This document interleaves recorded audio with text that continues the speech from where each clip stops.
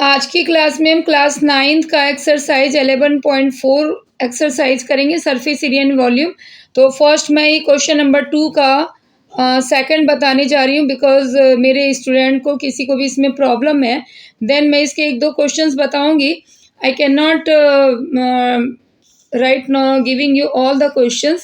If you have any doubt then please ask, पूछो आप मुझसे। Okay, let me start with the question number 2. देखो, find the amount of a water displaced by solid spherical ball of diameter 0.21 metre. ठीक है, it means कि कितना water displace होगा अगर हम सॉलिड स्फेरिकल बॉल को, जिसकी डायमीटर इतनी है, किसी भी कंटेनर में, बकेट में डालते हैं। तो सिंपली आपको इसमें क्या करना है, whatever the amount displace by the spherical ball it is equal to the volume of the sphere. तो सिंपल आपको यहाँ पे volume of sphere find out कर लेना है। वॉल्यूम ऑफ स्फेयर लिखो, फॉर्मूला 4/3 पाई आर क्यूब। यहाँ पे आपने इसको सिर्फ सॉल्व कर लेना है। सॉल्व कैसे करेंगे फास्ट, वो भी आना चाहिए। तो ये देखिए, डायमीटर है आपका 0.121। तो इसको रेडियस बना लो पहले, डिवाइडेड बाय 2 करके।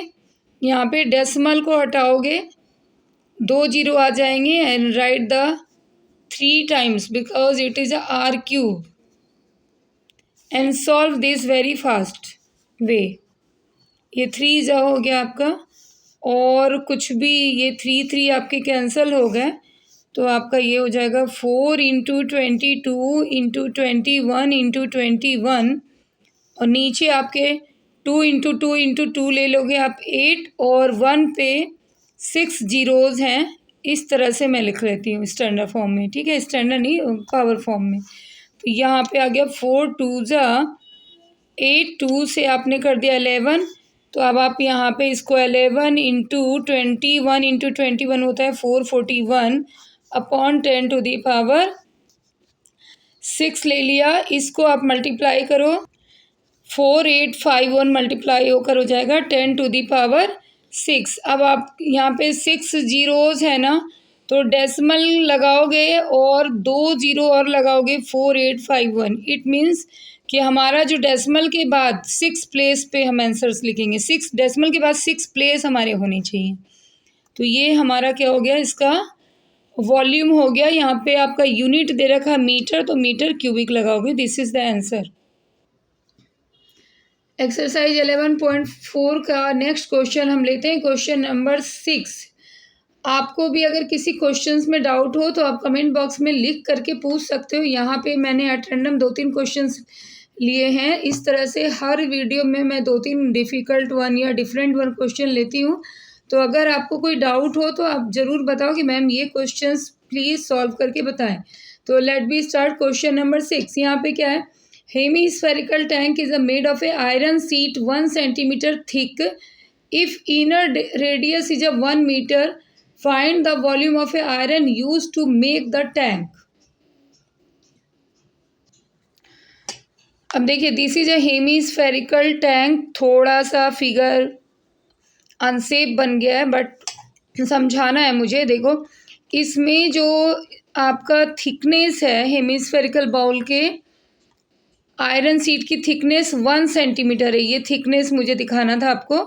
ठीक है, ये चारों तरफ आपकी थिकनेस जो है इस सीट की वो है, और इनर रेडियस जो है इसके यहाँ से ये लेके यहाँ तक, ये बॉल का मान लो आउटर है आपका अंदर का, तो इनर रेडियस इसके 1 मीटर है।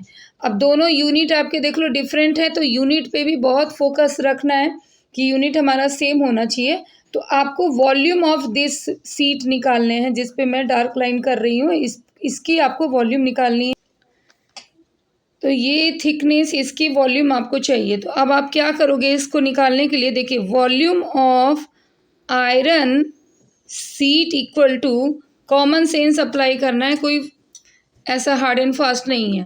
देखिए, अगर आप इसमें volume of A outer hemisphere minus volume of a inner hemisphere लगाओगे तो आपको इसकी वॉल्यूम मिल जाएगी सीट की। तो हम volume of outer hemisphere minus volume of inner hemisphere करेंगे। ओके, सिर्फ हमारा आर चेंज होगा यहाँ पे। तो वॉल्यूम ऑफ ए हेमीस्फेयर आपका हो गया 2/3 पाई R1 क्यूब माइनस 2/3 पाई R2 क्यूब। यहाँ पे आप 2/3 पाई को कॉमन ले लोगे पहले, फिर R1 cube minus R2 cube लगा लोगे फॉर्मूले में। फिल्टर करके हमें सॉल्यूशंस करना चाहिए, ये नहीं कि आप अलग अलग सबको इनको इनको वैल्यू लगा के आप सॉल्व करोगे तो it becomes a so lengthy and a difficult to solve. Okay, so do like this. R1 क्या होगी, अब आप यहाँ पे देखो, R1 जो आपकी रेडियस हो जाएगी आउटर वाली, वो होगी आपकी 1 मीटर 1 सेंटीमीटर। तो हम सेंटीमीटर में ले लेंगे, 1 मीटर को 100 सेंटीमीटर कर दिया तो ये आपका सेंटीमीटर में ले लिया। और R2 आपका इनर जो हो गया वो 100 सेंटीमीटर हो गया। तो बस ये वैल्यू लगाकर हम इसे सॉल्व कर लेंगे। यहाँ पे इसका क्यूबिक लगाओगे आप और 100 का क्यूबिक लगाओगे and solve this one part, then you get a answer. तो यहाँ पे इसको आप क्यूबिक माइनस दिस क्यूबिक करोगे तो यू गेट अ 3031। अब यहाँ पे आप सॉल्व कर लो 2 × 22 और ये मल्टीप्लाई करोगे, थोड़ा लेंदी है calculation, divided by 21, then you get this one as a centimetre cubic.